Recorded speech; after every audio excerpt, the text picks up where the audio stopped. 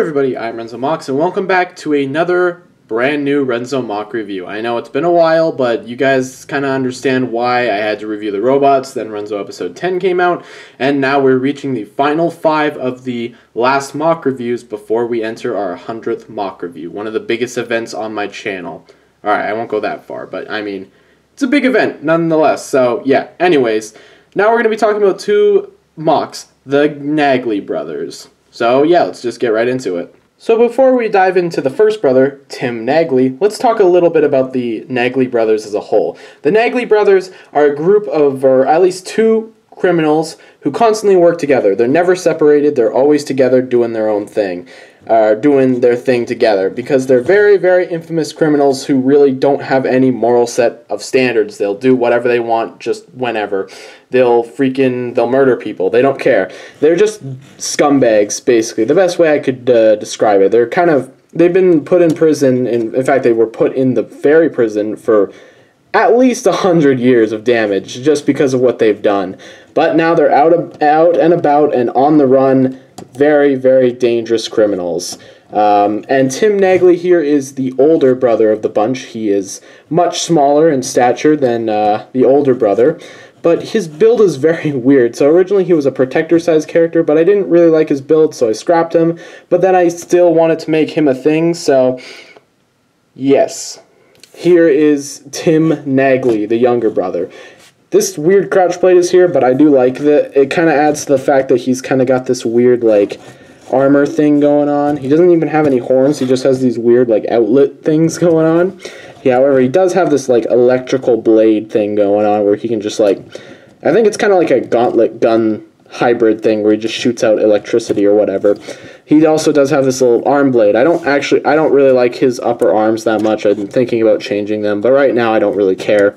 And then besides that, he does have a little bit of a jetpack rocket thing going on there with a little bit of a antenna or whatnot, a little bit of a battery pack thing.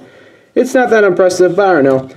And that's really it for Tim Negley. Not much else. So yeah, that is it for the older brother himself, Timmy. And so here is the younger brother slash bigger brother, if that makes any sense. If it isn't confusing enough, this is Bruce Gnagly. Now, Bruce is kind of the one who decided to get into the crime business in the first place. He's been at it for a while, but he needed some help. He was under a little bit of hot water from the GCU, so he ran to hide, and he looked for his brother, Tim, and Tim decided to help him out with his crime spree, so they continued to do big crimes for a couple years, probably, until they eventually got arrested by the fairies for entering and trying to rob probably a fairy mall or something like that. But Bruce Gnagly is the main crime guy. He's the gunslinger of the group, and as you can see, I really like his build. He can't stand up very well because Bruce was born without feet.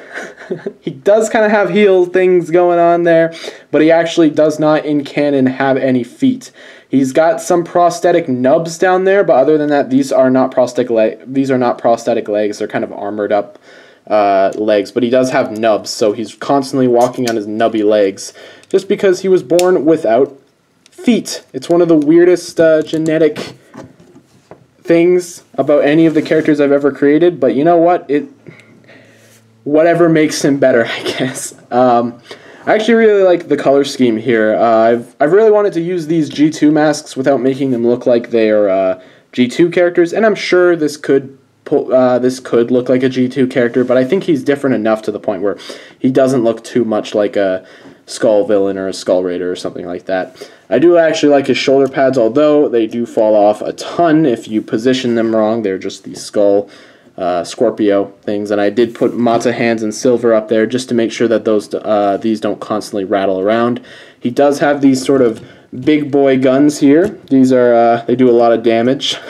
They're double barreled, so very, very dangerous. And he does have this sort of tattered up boba cape, which I think actually really fits well for Bruce Gnagly, since he's been constantly doing the bad things and stuff. His back's actually really well covered, I think. But, I mean, that's pretty much it for Bruce Gnagly.